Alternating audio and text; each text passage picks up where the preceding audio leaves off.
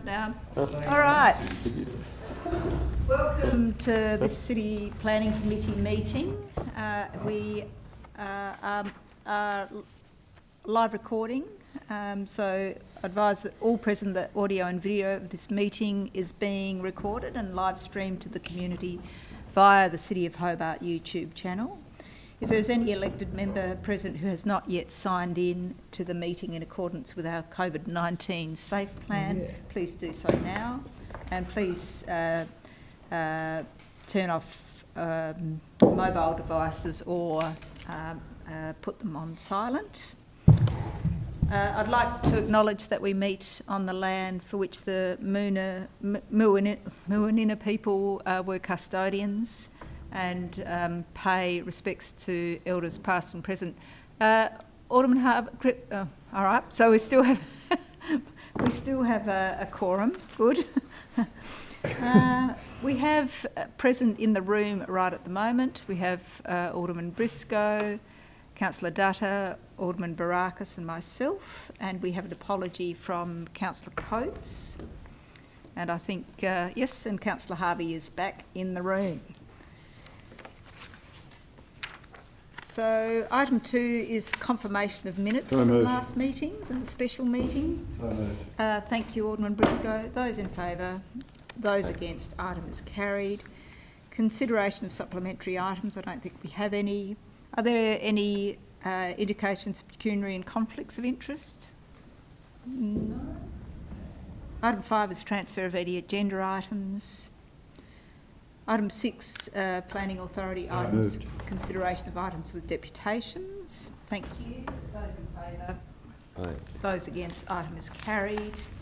And I might just mention that we have Ms Aby and Mr Eichen. Unfortunately, Mr Noy's father died yesterday, so he cannot be here today. So we'll send a card or something from the committee if you like. So back to the agenda. So item 7, committee acting as a planning authority, and we go to 7.1.1, which is 1 Risdon Road, and I'll invite Mr Nick Craven to come to the table. Mr Craven, thank you. And if you'd like to just, sit in front of one of the microphones, that's it. Yep, okay. And you have 5 minutes if you'd like to address the committee, and then we'll open up for questions. Yeah, look, thank you very much for your time, and I want to keep this really simple. I think in terms of the planning application for the Domino's, having upon review of the submissions, in conversation with Domino's and myself, we're very understanding of the idea that operational hours is obviously a bit of a touching point in terms of that Newtown part of the centre. From that conversation, I think the big finding there is that we'd like to offer to the committee in terms of operational hours allowances, if in terms of maybe Sunday to Wednesday 10 p.m. In terms of Thursday, Domino's would offer 11 p.m. and Friday and Saturday, if possible, 1 a.m. Operationally, we are happy to go under trial hours if that's a more preferred option to ensure that we're taking into account both the submitters and Domino's interest, and yeah, that's my main point for this conversation here. Thank you. Okay, thank you. So if you stay there, Alderman Briscoe. Yeah, just clarification. So you're offering Monday to Wednesday to 10 p.m. Did you? Sunday to Wednesday. Sunday, including Sunday. Yes. Sunday 10 p.m. Thursday 11 was it? Thursday 11. Yeah. And what was the Saturday and Sunday 1 a.m. What about Friday? Friday and Saturday 1 a.m. I think. Friday and Saturday, you're right. Thursday, my apologies. Let me restart again. Sunday to Wednesday is 10 p.m. Yep. Thursday is 11 p.m. Yep. Friday and Saturday is 1 a.m. Yep. Thank you for that.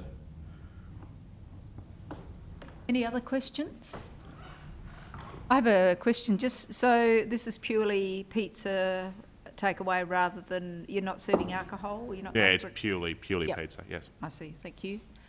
Yes, and it sounds like you've listened to some of the concerns relating to the residents which have been raised in relation to hours. Just in relation to litter or anything that's generated. Obviously, some of the concerns were around traffic movement and noise and lighting. In relation to any sort of rubbish generated from your business, what do you usually do in Rubbish relation to generated that? from the business is usually addressed. We accept that it's inherently a takeaway store. Usually the franchisee and operationally, it's a benefit to Domino's as well as to the community and surrounds to clean the area. So there'll be usual morning runs where the team members will spend an hour of their day in the morning going around the local area, making sure there's nothing littered around the area, and more particularly in that Newtown Plaza Centre. Okay, so yeah, I just wonder how much, if there might be any sort of conflict between the plaza owners and those people looking after that area, and whether there are enough rubbish bins in the facility as well. There's ample. We do an assessment in terms of the actual rubbish in the area, and the amount of bins provided as part of the centre should be enough to cover the waste from the Domino's. Okay. Any further questions, Councillor Harvey? What other businesses? I know Kmart's open 24/7. What other businesses in that little precinct, in that shopping precinct, are open late as well? There are no premises in that Newtown Plaza which are open to the extent which Domino's are proposing. The latest is 10 p.m. Thank you. Any further questions? If not, if you'd like to take your seat again. No worries at all. Thanks Thank so you much. very much. Now we have questions. We'll start with you, Alderman Barakis, then Alderman Briscoe. Yeah. I didn't have questions. I was happy to move the item for discussion, I guess. And am I moving it with those amendments? With those suggestions? I can read them out again, or do we do it? How do we got I them? think we've heard them. No, I'm happy to move that. Thank you. Do you want to make mention in relation to other businesses? Well, thank you, Chair. According to the planning report, Coles, which is in the same complex, is open until midnight. There is also nearby Woolworths, which is open until midnight, as I understand it, on, I think that's Newtown Road. Newtown Road. There is also a nearby pizza place, the name escapes me, which is not open until midnight, but it is Pizza Hut. That is open until 10 p.m. Sunday to Thursday and 11 on Fridays and Saturdays. The bottle shop, I think, is there a celebrations or something there? Opposite, isn't it? And Dan Murphy. What time's Dan Murphy's open till? Well, I shall Google it. So I thought there was a new bottle shop within the facility as well. There was. Dan Murphy's. No, there was a in the celebrations, I Kmart. think. Yeah. Oh, is there? Oh. Alderman Briscoe. Oh, yes, look, I was going to do a similar thing to what Alderman Barakis was going to do, but just, so the condition would be changed, is there a time condition, hours of operation condition? I don't think there is, although I can't find. I don't think there is, because we were, that would be encapsulated through the Gen condition, but we can certainly include a new condition limiting the hours as proposed this evening. Yeah, that'd be great, yeah. So That's pretty much what I thought. so you would just include in, the condition, with the hours, Thank you. Further discussion? I just have a query through in relation to the waste and making sure condition that or advice clause that, or We could certainly advice clause that.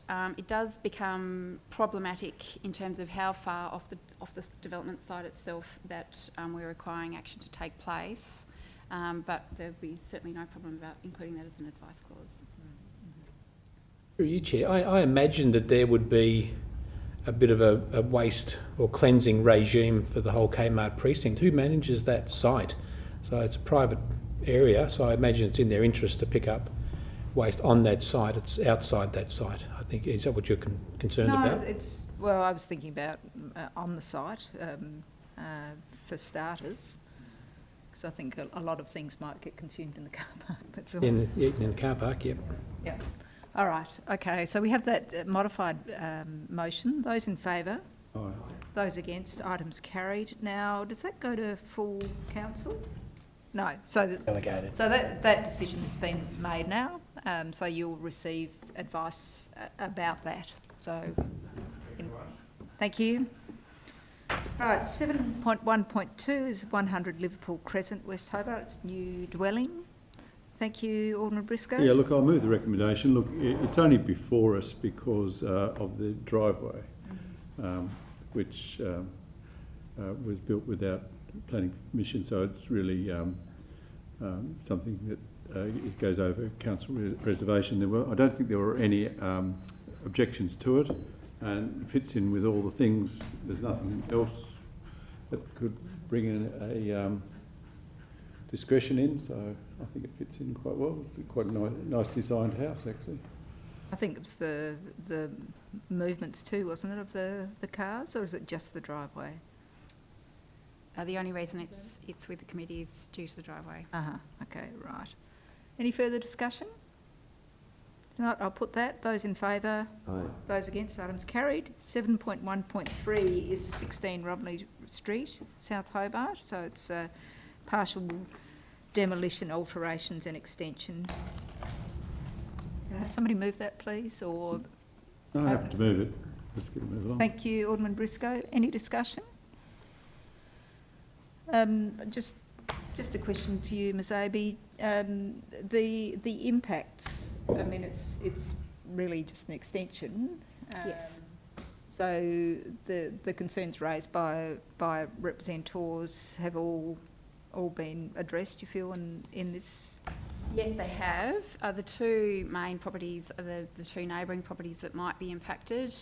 Number 14 has its main viewpoints out towards the river, and that's where most of its sunlight is captured as well. So the impacts on that property are deemed to be not unreasonable. Similarly with number 18, that is the property which has a greater impact on it, but given that there were already impacts, for example, loss of sunlight to the backyard, again, the view was taken that the impacts were not unreasonable. The applicant, to partly address some of those concerns, has offered to drop the roof line, so that's incorporated as a condition in the proposed permit conditions. All right, thank you. Any further discussion? No questions? All right, I'll put the motion. Those in favour? Aye. Aye. Those against? Items carried. 7.1.4 is 431 Elizabeth Street. So this is an alteration to the former approval. Discussion. You're happy to move that? Thank you, Alderman Barakis. Sorry, I'm just reminding myself what that is now. So it's the Blue Gum site. So it's Yep. an alteration to remove the power box, power station, and to extend it out. I have a question just in relation to, I mean, this obviously is that the applicant tried this as a minor amendment. It hasn't it's coming to us because it's not deemed minor. Have there been minor amendments to the application that you know of? There has definitely been, from memory, an amendment in terms of the timing of certain subsequent approvals, but as I might just check with Mr. Icahn. No further substantive amendments to the permit. Well, it doesn't sit comfortably with me, partly because there are so many, like this is such a densely like it's not another dwelling, it's a change in the dwelling. It also will have an impact on the place across the road, which is already pretty close anyway.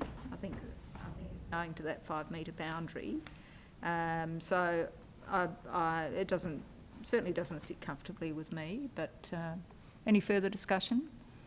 Chair, from what I can see on page 329, looking at the difference, so you've got the substation at ground level, and that area will be enclosed. So what does that become? So that becomes then the floor plan for that unit, and there's an additional bedroom and obviously the balcony which extends around the. No, but where the entry point is for the car park, Oh, I see. so the ground floor where the car park entry is, has some, what look like the substations there. Yes. So that will have a lid on it, and that lid will become part bedroom and a small balcony on the end, on the commercial road, commercial lane. So what happens to that space below where those Underneath. substations are? Through you, Chair, through other plans which have been submitted, my understanding is that will become further parking. And it will have a solid wall, like it looks. But that's based from the 329 plan. Okay. So in effect, you're converting the open balcony at one part of that, this request for a variation, to a solid wall with windows, and that'll extend out. So you'll be enclosing more balcony, and you'll only have a little balcony on the corner.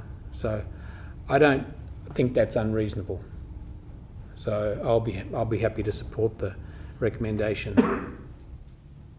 Judging that's looking at page 329, if that's accurate. And there is a discretion relating to parking with this as well, is there not? So it's not the required parking isn't met. Yes, and there is an additional bedroom which can impact on the parking requirements. My understanding is that there was previously a discretion when it came to parking as part of the original proposal, and adding the bedroom, that meant that the parking was then reassessed as a discretion, but the development engineering officer who assessed it was satisfied that in the circumstances the application should be approved. Councillor Dutta? Yeah, in the last time I voted against this, and I still maintain that there is that parking issue for me. So I take a different position on this. Thank you. Okay. If there's no further discussion, I'll put the motion as moved by Alderman Barakis. Thank you. Those in favour? Aye. Those against? No. Show of hands. Those in favour? Alderman Briscoe, Alderman Barakis, Councillor Harvey, Those against? Dutta and the Deputy Lord Mayor. Motion's carried. Now, is that decision made at committee? Yes, it is. Yep. Okay, so that goes, that's passed. Item 7.1.5, 23 to 25 Melville Street. This is a partial demolition, alteration signage and partial change of use. Happy to move that. Yep. Just Thanks, a question. Alderman Briscoe. I thought it was, look, I pass this window all the time, or that building all the time, and I thought it was quite a successful architectural firm or something. That No, Spray painters for a long time. it's the other one, is it? Yeah, closer to the, sorry, through the chair, closer to the pub on the corner. right next door to the Ocean Child, and I think it I know, was a yes. brewing place, wasn't it? Yep. Yeah. It was a spray painters for a long time, I thought. I still, well, unless I've got it wrong, I know the building is the middle one there that's being converted, isn't it? The middle one? Yeah, I'm pretty sure that they've got an architectural thing there at the moment, but anyway, it may not be. Are you moving it? Yeah, I just moved it. Yeah. Happy for it. Any discussion? Okay, no discussion. I'll put that. Those in favour? Sorry, can I just ask a question about the awning? Could you direct me to the page that clearly shows the awning? I'm just scrolling. The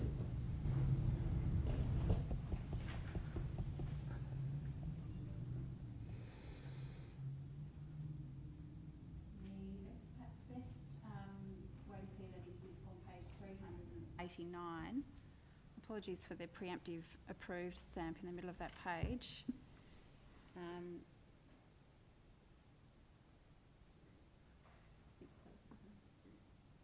So could you explain to me what the awning looks like? I mean, I'm supportive of the project. I think it's quite a good project. I just couldn't get a head around what the awning was going to be. There's a detail of the awning shown on the right-hand side of that page. I don't know that they have a coloured sort of mock-up of what it's going to look like. Okay, yeah, I didn't roll the page far enough over. Oh, neither did I. All right. Okay, so it's a what would you call it, just hanging off the wall there? There's no posts? Mm-hmm. No. Okay, thank you. Okay, I'll put the motion. Those in favour? Aye. Those against, items carried. 7.2 is the Planning Directive 8 exemptions, application requirements, special provisions and zone provisions. So we've got a report from Ms. Henderson? Crawford. Ms. Crawford. But do you want to introduce it? Well, she's not, obviously Thank not you, here. Chair. The elected members may recall that earlier this year we received very short notice from the state government that it was amending various provisions of our planning scheme, HIPS, the Hobart Interim Planning Scheme. The logic was to bring in some of the provisions from the statewide scheme into our interim scheme, and this was part of the government's hurry up of trying to get things more standardised across Tasmania. To some extent, those changes were merely replicating our scheme, and it was meant changes for other municipalities, but in other respects it has amended our scheme, and while we are able to implement those changes and assess applications, we still remain concerned about various elements of them, as Ms Crawford has summarised in her response to the proposed formalisation of those changes through Planning Directive 8. Yeah. So Planning Directive 8, sorry, is IPD 4. Exactly, that's the final version of the interim planning directive. When oh, sorry. Oh, good. Oh, thank you. Oh, I thought Simon might have beat me. But anyway, so when I was reading this, I got no clear idea what was the major concerns. There's a few, I think. Has it an effect on residential amenity? I think there was one there that changed the setback. Is that a really clear one? Well, I mean, some of the difficulties that we have, through you, Chair, are that, for example, they've introduced exemptions with terms that aren't defined, and they aren't clear, and they're subject to various interpretations. And the very purpose of an exemption is that everybody knows exactly what it means and how it's applied. That has happened on a number of occasions. There are some inconsistencies between the new exemptions and the substance of the zone provisions, for example. So it does probably seem like quite a nitty-gritty submission, but that's the nature of these sorts of things, I guess. Can you just give an example? I'm sort of struggling here a little bit. Okay, so a key one is there's an exemption for what's the actively mobile landforms. Whatever that means. Yes, exactly. And that's obviously an area of great concern to us as an assessing body, and also landowners, in terms of what sort of applications would satisfy that exemption. When we don't understand what that term means, it's very, very difficult for us to make the right decision, essentially, and potentially that's creating inconsistencies if different councils are taking a different approach to things. Another example is that the exemptions for clearing vegetation has been amended. Again, that's very unclear about exactly when that applies. One of the previous carve-outs to the exemption, which was it wouldn't apply where heritage properties were protected, that was removed, as I understand it. So it's a collection of little things which don't necessarily, it's not sort of one big dramatic impact, it's lots of potential little impacts over and over again, which could add up, I guess. So the removal, can I just continue? The removal of a rear boundary setback. Yes. Is that for everyone in the residential zone? Ben? Only in a residential zone, I think it's changed. Okay. Not in the general residential zone. In a residential, right, okay. Oh, so it's just the unit, so that's how it would affect our planning scheme, not others. It applies to all inner residential zones across the state, but it doesn't affect the general residential zone across the state. The paper refers to an example of an application where we went from recommending refusal. I don't know if you can recall 25 World Street was recommended for refusal and went away for discussions. And what's happened there is that the developer has decided to withdraw that application and amend it so that it fits within the envelope. Yep. And even though it's the same built form on that back boundary, the applicants, assuming they put in a representation to the subsequent application, really there's no basis to refuse on a ground that we would previously have And this directive is in force now, is it? in force now. So the step that they are proposing, sorry, through you, Chair, is to formalise that planning directive. And there's another development I'm aware of which will use this as well, which is coast to coast, from one boundary fence to the other boundary fence and touching the back. So this is a disaster, really, some of the stuff in this. We should be expressing our concerns in the gravest way here, because this is going to change, and this is a lot of things that happen in Hobart for the worst, and it's going to affect a lot of people who suddenly see developments come on their neighbouring properties that they have no right to say, to object to, because it'll fit because of this PD8. So I think it's incredibly bad news for people in Hobart that this has occurred. And I'll get to you in a moment, Councillor Dutta, but I just wanted to say that, it would be good to have this kind of mature discussion as to where that kind of development is suitable. It certainly wouldn't be when you've got that kind of land drop from World Street to the next street. So, it just seems like this is being imposed upon us rather than any sort of meaningful conversation. Councillor Dutta. Yeah, I've read quite in detail, and I'm quite impressed with the report that I've read and the points that have been picked up. And I would recommend that we move the recommendation as it is. Thank you. Thank you. Which has already gone in, hasn't it? Oh, Yeah. Through you, Chair, it Sorry. was submitted subject to the Sorry. fact that it was only council officer comments at that point. Oh, right. Any further comments? That was because of the deadline, which was... So the vegetation is problematic. The setback. I just don't like the way that this seems to be the most important thing, whereas things like land use planning is much more important for most councils across Tasmania, and yet this is being rushed through. So it's Well, it's already in. It's already in the interim planning scheme, I understand, is it? but it's going to be formalised, isn't it? Through you, Chair, yes.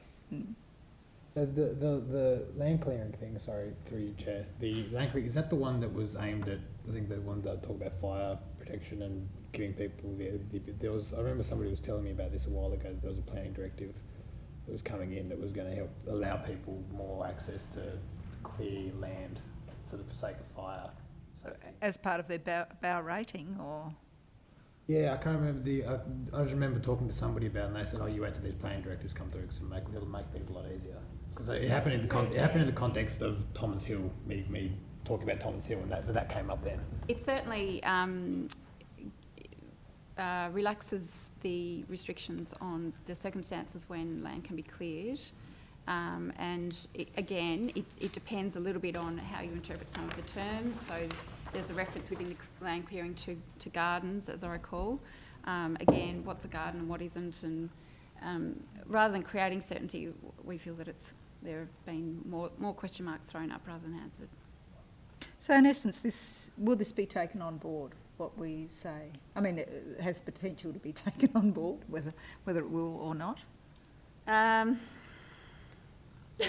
Or have we missed the boat? I mean, is it a consultation process? Well, I don't want to appear too cynical, but the state government clearly has a desire to implement this, and I do hope that ultimately the Commission has to be involved in that process. The Commission has already expressed some concern that that these issues haven't been addressed properly. So it is possible that the Commission will step in to either create further certainty through further definitions, for example, which would create a better regime overall. I mean, it's. I just feel that this is not an example of good planning. So when we have a new minister, once the government is formed, then I hope that the new minister is listening. Okay, all right, so we have the motion as it is. I think, Alderman Yeah, Oh, councillor Dutta. Councillor Dutta, sorry. Councillor Dutta moved that, so I'll put that. Those in favour? Aye. Those against? Items carried. It will go to council. We come to item 8, which is reports, and we have the 8.1 2020-21 fees and charges, and we have an addendum here. And Ms Aby, perhaps you can talk to this item as well, please. Yes, this is, no doubt, elected members will be familiar with this process. Each year we make proposals about the fees and charges to be implemented. We've done so again this year.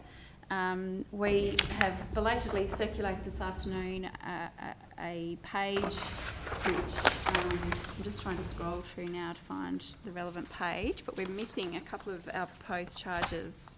So I would ask that an amendment is moved if you agree with the proposed charges. Page 606. You'll see that there's cost of works over 7.5 million. There's a new fee proposed. That's not actually inserted. We've just been handed That's the version that was, yes. Can I ask a question through you, Chair? Well, is there any other things as well? So, cost two of of living of 7.5, and that's just at the bottom of it. So, I can't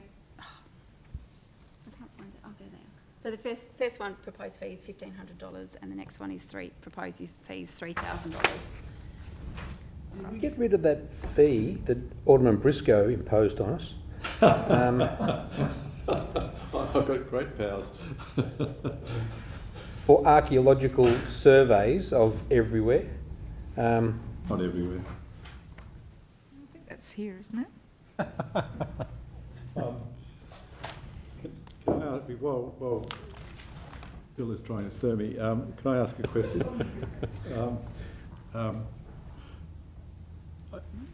What I can see is you've got a small little job under 20,000, you pay $800. If you've got a really, really huge job over 7 million, probably a cost of a house or two in Sandy Bay, but it's only 3,000. So, is that correct? So this is the cost for the building permit, building side of things, and the fees in the permit of substantial compliance. That's where people have carried out illegal works. So those fees are, as I understand it, double the normal building. Oh, right. Well, my argument is, my question is, why, it seems a very small fee. If it's just a compliance thing, it's double, yeah, or even 1,500. So, is that a cost recovery, or do we have any idea of what that fee does? Does it cover 20% of the cost of assessing? It's difficult to attribute a percentage, but for the building fees generally are lower. If you see the planning fees, they're substantially higher for the items with the high cost of works.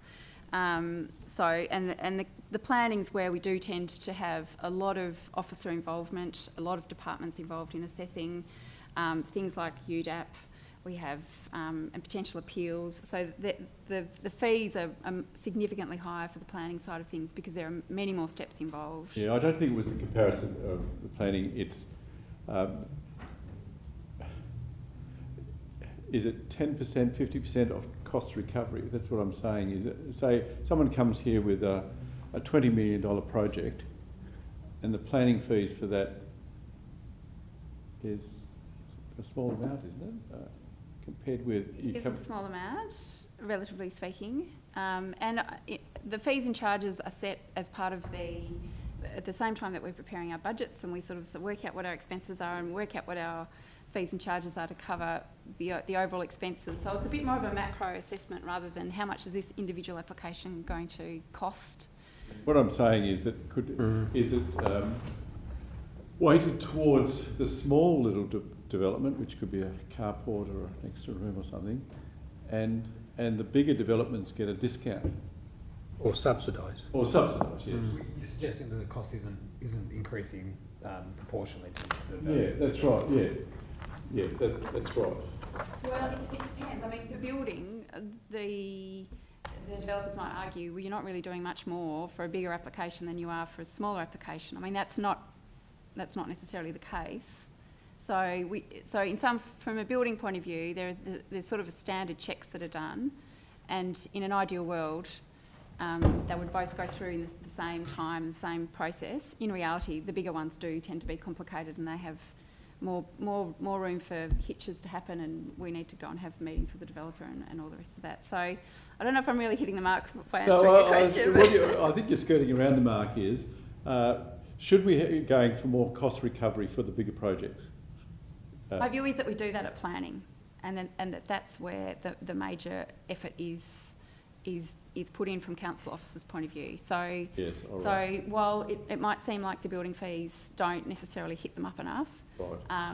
On balance, by the time they've been through the whole process, there's no doubt that the bigger projects incur significantly more fees than the smaller ones.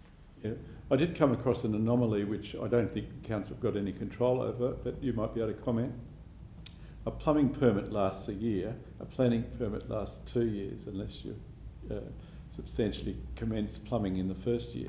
That seems but anyway, I think I'll chase that up with the government because I think it's a legislative thing. Well, through you, Chair, I mean, people, what they tend to do is they get their planning permit, then they go away and engage contractors and go to the next level, and then they get organised, then they get their building and plumbing, and off they go.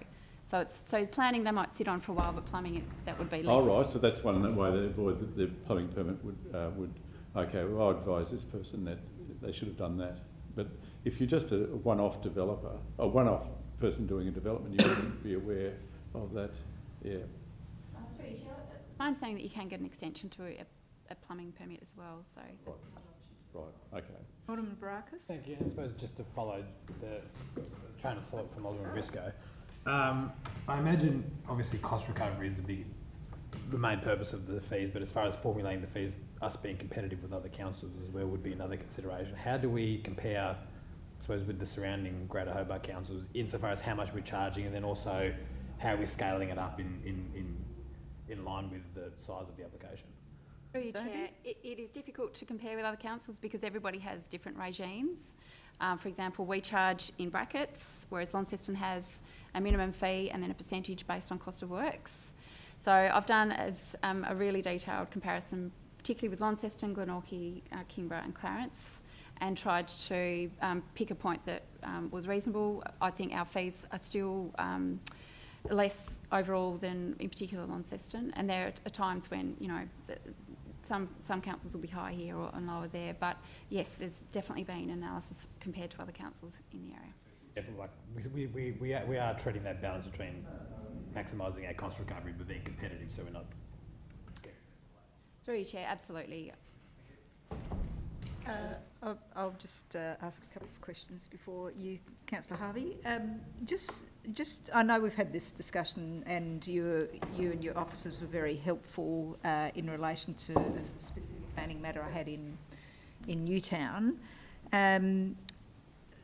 The work pre-planning that is undertaken by officers, and you know, like we talked a bit about cost recovery relating to that. Is that reflected in these figures? So one of the new fees that we have proposed is a $300 fee for pre-application advice.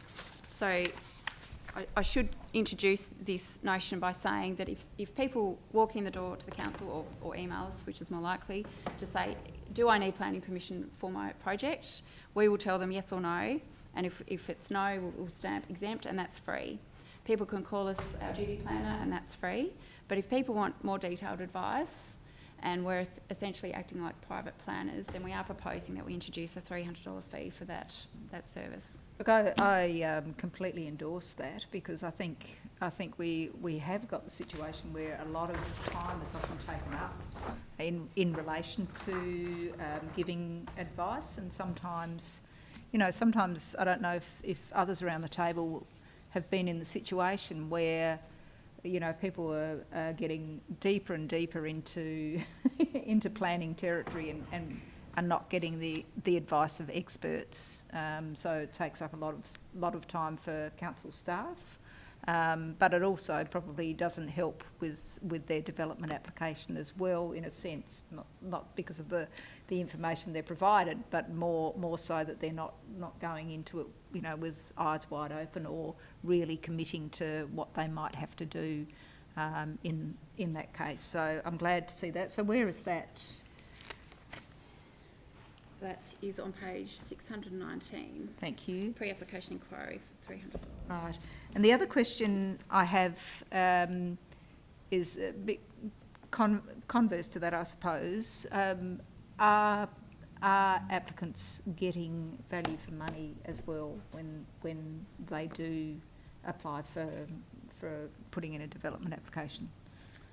Across the board, well, we like to think so. I mean, we try and be flexible. If somebody applies for the wrong thing, for example, they might apply assuming they need a permit, and we say, actually, no, this is exempt, here's your money back. So we always try and be flexible and treat the fees as they should be, from a pub test point of view. And the fees for the larger developments are quite large, but there are, as I said earlier, lots of extra steps involved in the larger projects, and we don't receive any complaints about how large our fees are from the larger developers. Yep. Okay, thank you. And how do we find out? Do we do any surveying of applicants?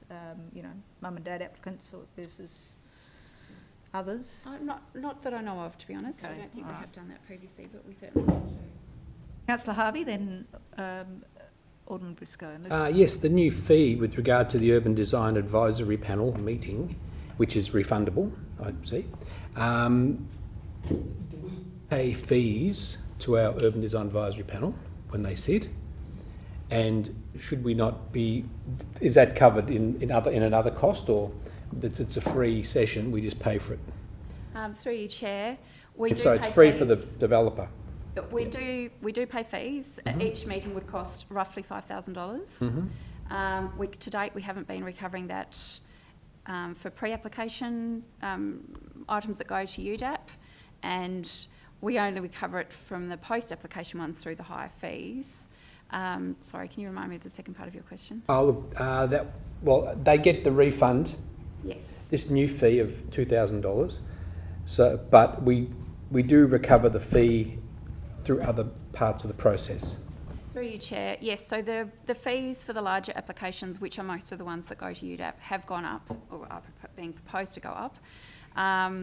And so the fee for pre-app UDAP is partially to try and channel people through the UDAP and encourage them to use it, but also partly if people want to use it, there is that partial cost recovery even if they don't intend to go forwards. So it's a little bit of a win-win. Okay, so there's two new fees: a partial cost recovery if they don't progress. Yes, that's correct. But if they do progress, they get refunded. But we do recover the fees for the UDAP meeting later in the story. There's no separate UDAP fee charged. We've effectively recovered that through the higher planning application fees. Okay, yep. Thank you. Councillor Dodder, I don't know, have I missed you or no? Fine. Okay, I'm so quite happy with the explanation. Can I? Oh, who was next? You said I was after Harvey. Yeah. Alderman Briscoe. Good. So we get a 40% recovery for the Urban Design Advisory Panel if they don't go ahead with it. Is that correct? It's 40%. That's 40%. Just interested, just as more of a general thing. So if a neighbour has been notified there is a development going in, can the neighbour come in and have a talk to a planning officer about the Through Chair, yes. without any cost? Right, thank you. I didn't have a question. I was just wondering if anybody had moved the item. I don't know if anybody has, but if you'd like to go ahead, thank you. All right, thanks for that work and with the amendment as well. Yes, with the amendments. Yep, Sorry, thank you. Thanks for all of those explanations. It's good to get all of that. And it makes sense to have those other fees. So I'll put that. Those in favour? Aye. Those against? Items carried. Right, we go to 8.2 Delegated Decisions Report. Happy to move that. Thank you. Any discussion? I'll put that. Those in favour? Aye. Those against? Items carried. 8.3 is advertising report. Ms Abe, is there anything to of note there? Chair, thank you. There's nothing particularly exciting. There's one item which is going to the council because there's an application affecting the road reservation, and towards the end of the list there's a council project which would need council approval again, but that's actually been withdrawn, that one. Have somebody move that? Thanks, Alderman Barakis. Those in favour? Those against? Items carried. I presume there are no queries about anything? No. 8.4 is building statistics for April. Have somebody move that, please? Councillor Dutta, thank you. Those in favour? Aye. Those against? Items carried. And 8.5, planning permit statistics for April. Can I have somebody move that? Alderman Barakis, thank you. Those in favour? Those against? Items carried. Questions without note. Committee action status report. So moved. Thank you. Are we moving along with these, or is there anything much to report with them? My understanding from reading through the list today is that things are progressing as expected. I don't have any particular updates about any of the items. Okay. Thank you. So I think you moved that, didn't you? I think I did, yeah. Yep, thank you. Those in favour? Aye. Those against? Items carried. Item 10, questions without notice. Questions without notice? No. Okay. Item 11, can I have somebody move that we move into the closed portion? Thank you, Alderman Barakis. And I thank those who may have listened tonight, and I'll close the